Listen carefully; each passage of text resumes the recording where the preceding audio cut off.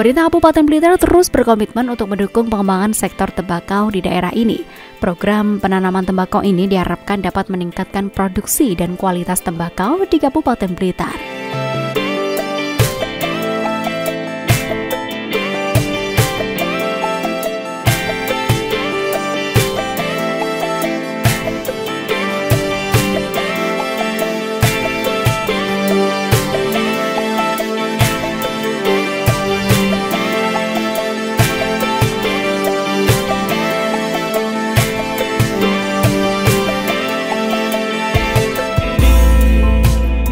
Pada kesempatan ini, Mak Rini juga melihat-lihat langsung lahan yang akan ditanami tembakau dengan varietas Virginia. Tanaman tembakau juga memerlukan pengelolaan dan perawatan tanaman agar dapat tumbuh dengan subur dan menghasilkan tembakau yang berkualitas yang dimulai dari pemilihan bibit yang baik, pengolahan tanah, penanaman dan pemupukan, pembubunan, pengairan dan penyiraman, pengendalian hama dan penyakit, serta penanganan panen dan pasca panen. 1 bulan, ini tepatnya adalah pada hari ini adalah umur rancak ini adalah 1 bulan pas. 1 bulan pas. Yang ini adalah bibit F1 kita yang dari Madura. Kalau bisa dipanen sampai umur berapa? Sampai umur ini sudah bisa mulai 30 sampai 35 sudah bisa, Bu. Diambil, sudah diambil untuk dipindahkan ke lahan. 1 hektar itu bisa menghasilkan sekitar 900 sampai 1 ton kering, Bu. Kalau ini kita menciptakan itu adalah dari segi aromanya, Bu, karena tembakau Madura ini adalah semi oriental, di mana tembakau tersebut memiliki aroma yang khas. Yang biasanya kalau fungsi sebagai tembakau itu sebagai lauk pauknya, Bu. Aromatik dia. Punya khas, ya. Berbeda dengan kayak Virginia atau tembakau lokal itu kan itu beda. Bedanya di aromatisnya, Bu. Tujuannya adalah mensubstitusi, pertama mensubstitusi jumlah, kedua mensubstitusi jenis, gitu. Terus hari ini jenis apa Pak yang ditanam? Jenis yang kita tanam adalah Madura, varietasnya Perancak 95. Ya, secara nasional kita masih defisit hampir 35% dari kebutuhan. Ya, sekitar 100.000 ton. Masih defisit saat itu? Iya. Kebutuhan nasional berapa Pak? 330.000 ton. Itu yang legal loh. Yang legal belum terhitung. Di samping itu kita masih ekspor yang 30.000 ton. Jadi peluangnya masih cukup besar sebenarnya. Hanya yang diperlukan adalah bagaimana antara supply dan demand gap ini bisa tertutup. Jangan bukan sekedar nanam, tapi orientasinya kepada kebutuhan industri. Tadi kan sudah kurang lebih 213 triliun kontribusinya, cukai dan pajak. Ya mesti untung, kalau petani tidak untung kan bisa ditinggalkan itu ya. Hanya tinggal mitranya itu siapa, pertanyaannya kan seperti itu. Kita harus mencari mitra. Justru itu, karena petani sebagai stakeholder perusahaan, ya kan, di mana keterampilan dan kapasitasnya masih perlu ditingkatkan. Sehingga perusahaan atau industri itu sebagai agen perubahan sangat diperlukan. Tembakau Virginia merupakan bahan baku utama industri rokok Indonesia, terutama digunakan untuk pembuatan rokok sigaret putih. Produksi tembakau Virginia dalam negeri mencapai 59.385 ton per tahun. Dengan melihat latar belakang kondisi tembakau Virginia di Indonesia, terlihat bahwa kemampuan daya saing sangat menentukan keberhasilan tembakau Virginia lokal di pasar dalam negeri. Oleh karena itu, sangatlah penting untuk mengetahui tingkat persaingan dan tingkat daya saing tembakau Virginia lokal, khususnya di pasar dalam negeri dalam bersaing dengan produk jenis lainnya dari luar negeri.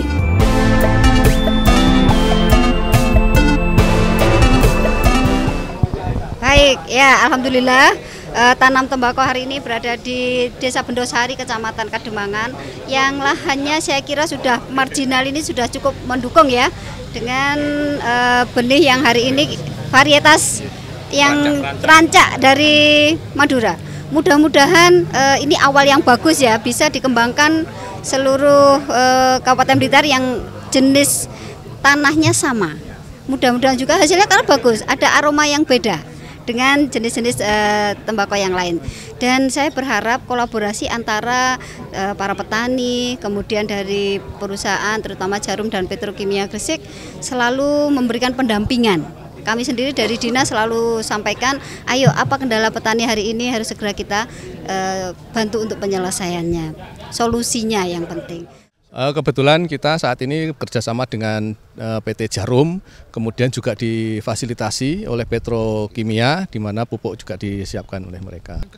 Tentunya ini kita sama-sama ya, dari Dinas, dari Djarum maupun dari Petro, ini kita mendampingi petani agar bisa mengolah atau membudidayakan tembakonya dengan sistem GAP. Jadi itu adalah suatu sistem di mana berbudidaya yang baik dan benar, kemudian juga ramah lingkungan dan sekaligus aman untuk dikonsumsi hasilnya. Bentuk kerjasamanya seperti apa ke depan ini? Bentuk kerjasamanya tentunya ini bibitnya aja dikasih oleh Djarum, kemudian setelah itu hasil panennya nanti juga akan masuk ke Djarum.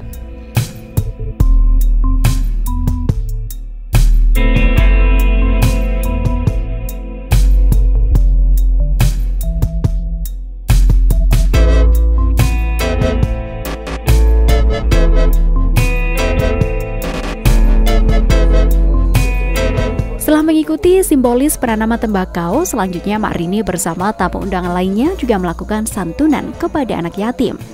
Dan selanjutnya mengikuti serangkaian kegiatan seremonial. Tanam tembakau varietas Pranca Madura ini bekerja sama dengan perusahaan Djarum dan Petrokimia dan merupakan bentuk kemitraan petani Kabupaten Blitar.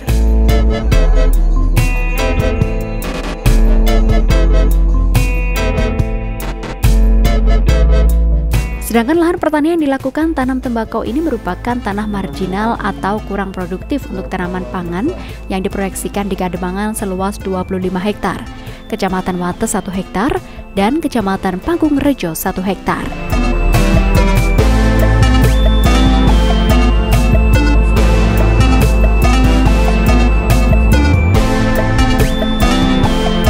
Mengucapkan beribu-ribu terima kasih karena beliaunya Ibu Hajah Rini Syarifah selaku Ibu Bupati Blitar berkenan hadir secara pribadi dan beserta seluruh OPD yang hari ini bisa mengikuti acara hari ini.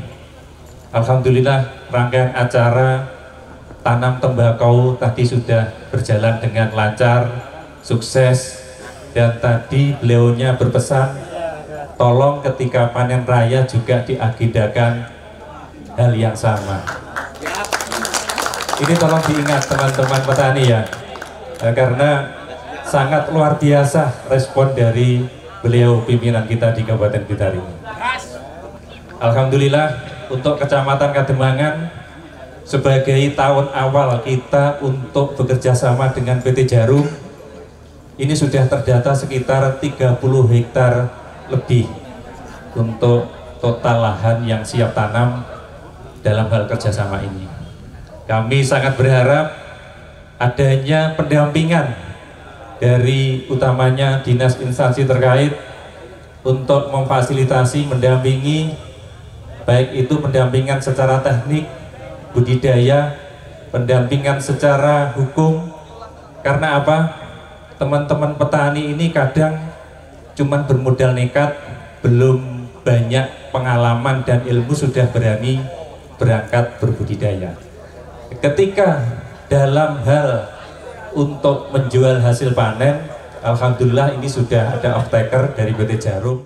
Nah, kenapa Djarum ini kerjasama? Sebenarnya memang diawali tahun kemarin Djarum mengadakan riset di Kabupaten Blitar yang kebetulan ternyata hasil dari tembakau yang ada ditanam di Blitar ini punya taste yang memang berbeda, sehingga ini yang dicari dengan Djarum, sehingga dia sekarang di tahun kedua ini yang pertama memang untuk mengetahui eksistensi, jadi dari hasil yang tahun kemarin ini kira-kira dengan yang sekarang sama apa tidak itu.